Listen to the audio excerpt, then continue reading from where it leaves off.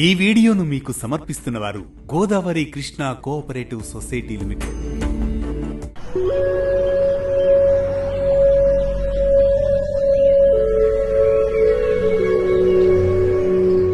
నేటి నుంచి మేడారం సమ్మక్క సారక్క మహాజాతర ప్రారంభమవుతుంది. ఇది ఆసియాలోని అతిపెద్ద గిరిజన జాతరగా, తెలంగాణ కుంభమేళాగా ప్రసిద్ధి చెందింది.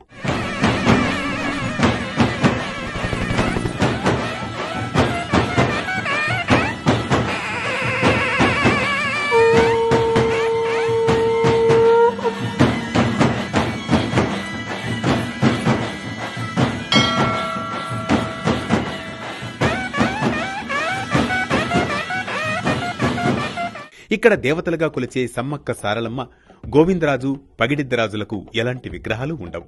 వెదురు కర్ర, కుంకుమ భరణలకే పూజలు నిర్వహిస్తారు. ఈ పూజలు కూడా ఆదివాసీ సంప్రదాయం ప్రకారం గిరిజన పూజారులే చేస్తారు. ఈ మహాజాతరలో సమ్మక్క సారలమ్మ అమ్మవార్లకు భక్తులు తీరొక్క మొక్కులు చెల్లించుకుంటారు. ముఖ్యంగా బంగారం, ఎదురుకోళ్లు, పసుపు, కుంకుమ, ఒడిబియ్యం వంటివి సమర్పిస్తారు. అమ్మవారి జాతరంటే వివిధ రకాల పిండి వంటలతో నైవేద్యాలు, జంతుబలులు సహజం. కానీ మేడారం జాతరలో మాత్రం బంగారం ప్రత్యేకం. ఇక్కడ బంగారం అంటే బెల్లం.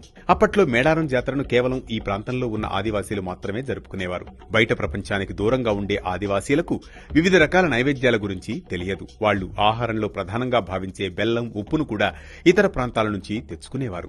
అది కూడా వారానికో నెలకో ఓ చోట సంతలు జరిగితే కిలోమీటర్ల దూరం అక్కడికి నడిచి వచ్చి వాటిని కొనుక్కుని వెళ్లేవారు. ఉప్పు కన్నా బెల్లం ధర ఎక్కువ కావడంతో బెల్లాన్ని బంగారంగా భావించేవారు. అలా బంగారం బంగారం అని పిలవడం అలవాటైంది.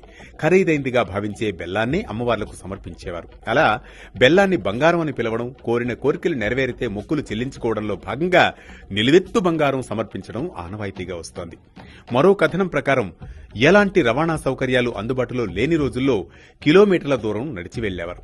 ఆ సమయంలో మార్గమధ్యంలో ఆకలి తీరేందుకు తక్షణ శక్తి కోసం బెల్లం పానకంతో తయారు చేసిన ఆహారాన్ని తీసుకునేవారు.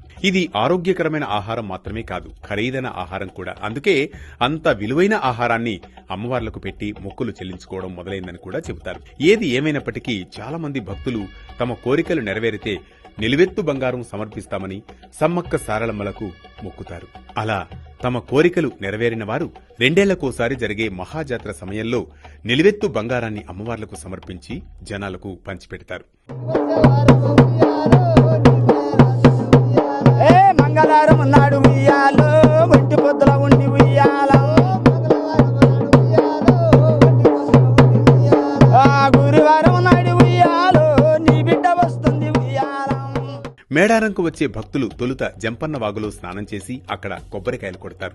తలనీలాలు సమర్పించేవారు అక్కడే తలనీలాలు సమర్పిస్తారు. జంపన్న వాగులో స్నానం ఆచరించిన తర్వాత భక్తులు అమ్మవారి దర్శనం చేసుకుంటారు. దేవతల గద్దెల మీద ఉండే పసుపును ఎంతో పవిత్రంగా భావిస్తారు. భక్తులు దాన్ని తమ ఇళ్లకు కూడా తీసుకెళ్తారు. మేడారంకు వచ్చే భక్తులు చాలా మంది కోళ్లు, మేకలను బలిచ్చి విందు చేసుకుంటారు. మద్యం కూడా సేవిస్తూ ఉంటారు. మేడారం వచ్చే భక్తులు ఎలాంటి ఉపవాసం పాటించాలనే నియమం కూడా ఉండదు.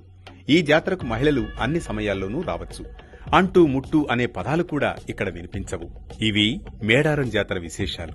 మరో భక్తి రాగం, ధర్మ దీపంతో మళ్లీ కలుద్దాం రేపటి పరమార్థంతో. నమ్ములు కూసేది ఉయ్యాలో, నాది మేడారమే ఉయ్యాలం, అంశాలు నడిచేది ఉయ్యాలో, అది మేడారమా ఉయ్యాలం.